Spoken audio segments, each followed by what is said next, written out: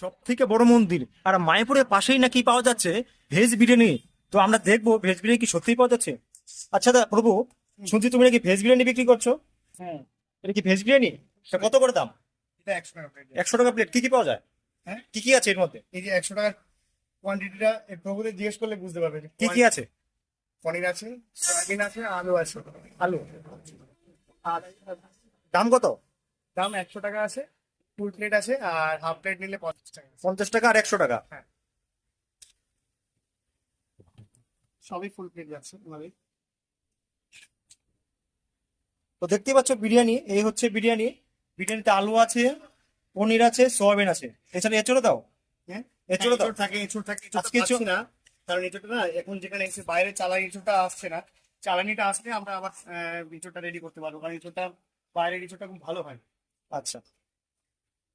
এই সময় বাইরে।